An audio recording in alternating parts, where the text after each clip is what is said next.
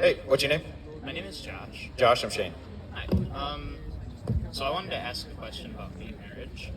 I was wondering why want to ban it? Like, why would you want to ban that if it makes people happy? Like, if it doesn't affect your life in any way, without using any arguments of theism or anything, why would you want to ban that if it makes people happy and it does no harm to anyone who isn't involved in that relationship? Sure, and I would grant you that, two gay people getting married is not going to affect my personal life. It's not like the Lord did. Every 15? Nice. All day? Can you guys hear me anyways? Yeah. Okay. So, yeah, two gay people, it's not like they're going to get married in my house and, kiss in my house, right? So it's not affecting me in that way, but I think it is harmful to our society, and I care about our society.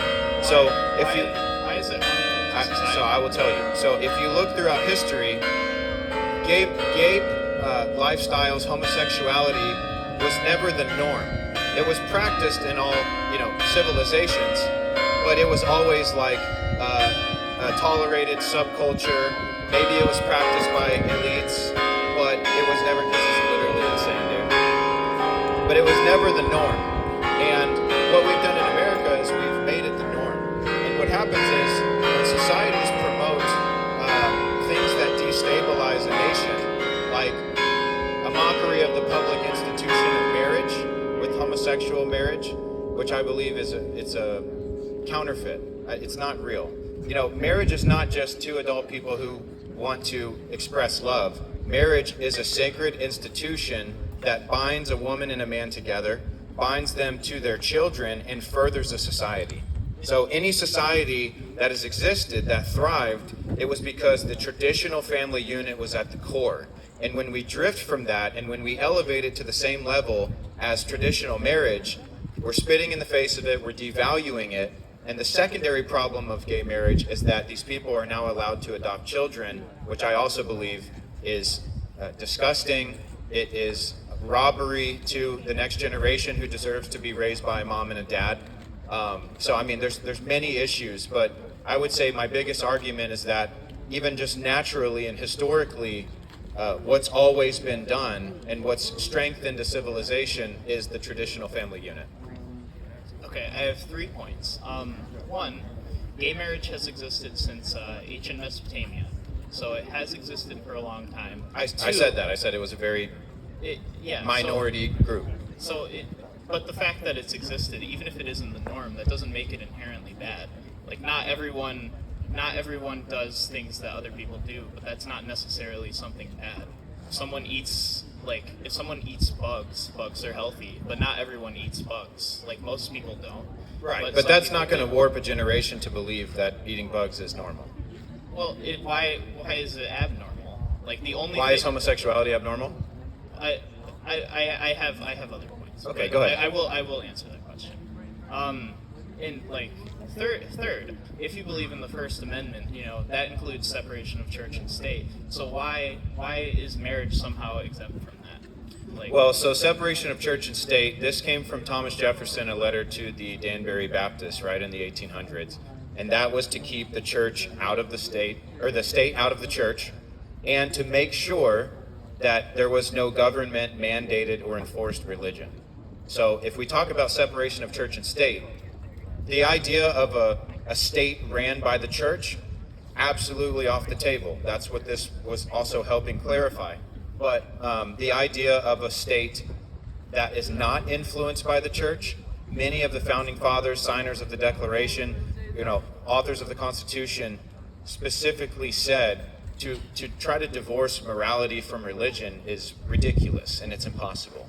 So we can't act like America wasn't founded on Christian values. We're just not governed to the point that they're enforced. There's no religious test for office. There's no mandated worship. There's no penalty, civil or criminal, for not believing in God, right? So let's make sure we're clear. Marriage is not it should not be a right, I believe, owed to homosexuals. That's only recently. That's only within the last 15 years that was enacted, and I think we should just go back to when it was something that was practiced over here, but we're not going to legitimize it from a government federal standpoint. I mean, if you love each other, why do you need the certificate and the tax break? I mean, marriage is important to people because it kind of signifies a new chapter in their life. Like, it's more than just an act of theism. Yeah, I mean, but I believe marriage is a public institution that exists to further a society. Again, binding families together, raising children. Homosexuals cannot reproduce. They do nothing in their marriage to further society. It is a self-serving relationship. And so if you want to have a self-serving relationship, that's fine. I don't want it authorized by the government or propped up. I don't want it publicized or promoted as though it's normal, because I also believe it retracts from the true public institute of marriage, which is one man and one woman. But having children isn't the only way to contribute to society. It is historically the main way to contribute to society. It's the only way to further society. People who invented the computer have furthered society more than one children. And if everyone was gay in 100 years, no one would exist anymore. So I think that reproduction is more important than the computer. But that won't happen. 100% of people will never be fully gay. It doesn't matter. We're already in declining birth rates because we promoted gay marriage and the killing of our own children. So we need to promote the traditional family unit. We need to have more kids. What? We've went up by like 1 billion people in the last 20 years. And our birth rate is currently 1.9. It needs to be 2.1 just for us to sustain ourselves. So no, we're not doing a good job. It is coming up. Amongst white conservatives, actually, it's the most increased stat. But our population as a whole needs to have more children, not less. Are you talking about specifically America's population or the global I'm talking about America. I mean, I'm here for America. Okay. I mean, I'm America first. We're still having We're still having children overall that are doing great things in other countries that benefit But we're not us. having enough. We're not having enough. A lot is not enough. We're at 1.9 children per family. We need to be at 2.1 to sustain. And we're also immigrating, or illegally immigrating, other people like Muslims who have an average of 8 kids per family. So we're being outbred by them 4-1. So we've got some work to do. We got to stop killing our kids. We need to stop giving kids to gay couples.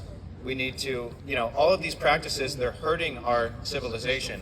And you notice that I have not even brought my faith into this once. I have, and I appreciate that. Why bring up Muslims as if that's derogatory or wrong to be Muslim? Well, I mean, one, they're not a religion. They're a political ideology that should be labeled a terrorist organization.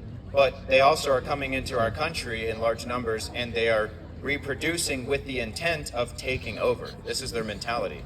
So if left unchecked, we will be outbred. Islam is a theism, though. No, it's a political ideology that wants to impose Sharia law everywhere they go. That is not a religion. That is a political ideology. So it is wrong to govern in theism, right? I'm not arguing a theistic government. I'm arguing against a terroristic ideology. Well, because they're putting their religion into law, right? And you think that's wrong? What Muslims want to do? Yeah. I think it's a political ideology cloaked as a faith, and it's not. You could make that argument about Christianity. No, you couldn't. We don't have a law that we're trying to implement. Objectively speaking, you want to outlaw gay marriage because it goes against Christianity.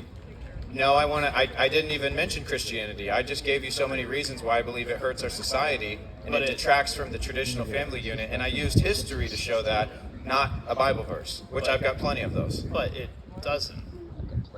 Then you're just arguing. It does, because what's always been done, and what was the strength and the stability of a society, was the traditional family unit reproducing children. That's what brings stability to a nation. Homosexual relationships were always seen as something done over here, something maybe that the elites practiced, a tolerated subculture, but it was never normal, right? Hey, step up to the mic. It's So what would you say about a straight couple choosing to not have children? Would you see them as useless to society? No, because they're still modeling traditional marriage, which I think is great. We need more models of traditional marriage and people being faithful to each other. Homosexual marriage is a mockery of true marriage, and I don't believe that it should be recognized. What about it as a mockery specifically, other than the fact that the only difference is the fact that the sex of the two people is the exact same. No, the main difference, one, they can't reproduce, so they're no good for society. Okay, but so Two, get that straight. homosexuality is unnatural. We got to stop pretending it's natural. It's not natural. It's unnatural. Plenty of species also exhibit homosexuality. Okay, but we're not animals. Yes, we are. We're human beings. Objectively, we are animals. That's like a scientific thing. We're I humans. only believe in science for certain things, like when you argue against transgenderism, but not science when it explains that we're animals. Okay, so how does that help your argument at all? You think that we're animals? So we should just do everything animals do? No. So you're picking and choosing as All well. animals do different things. Yeah, Fish I are think that different from humans a are lion. uniquely different than animals. All animals are uniquely different from other animals. That's why we separate each animal from I each think other. that you have a problem with your argument that you don't even realize. And you're using this, by the way, to argue for, and I've got to edit myself because there's kids here. You're arguing for men to be able to have intimacy in unnatural ways. That's really what you're arguing for. Homosexuality is completely unnatural, and it's not without consequence. What is the consequence? I'm not going to get explicit here, but when you put something where it doesn't belong, over time, that's going to produce issues, and that is medically verifiable.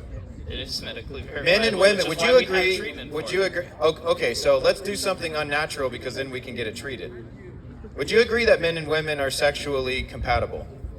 Yes. Yes, and that's by design. Sure. And that men and women have inherent traits, I would even say they're wired to be fathers and mothers. Would you agree with that? No, because not everyone is a father or a mother. No, but And the, not but the everyone- body changes, hormones change, your body goes through different changes so that you can be a father and a mother. It happens to both of them when the woman gets pregnant. This does not happen. What I'm saying is that from our foundation, from the beginning, it is like written in us, I believe, by a creator. That's the foundation. But you can just look at the biological response to men and women when the woman gets pregnant. Their bodies both shift to begin to welcome this child into the world. So to act like two men can just come together or two women, it's way deeper than just, oh, we love each other, so we want to get married. Like, society demands that men and women continue to get married and reproduce, and our bodies show that this is what we're created to do. Women's bodies go through incredible changes to bring life into the world, and men go through hormonal changes as well so that they can be more fatherly towards this child.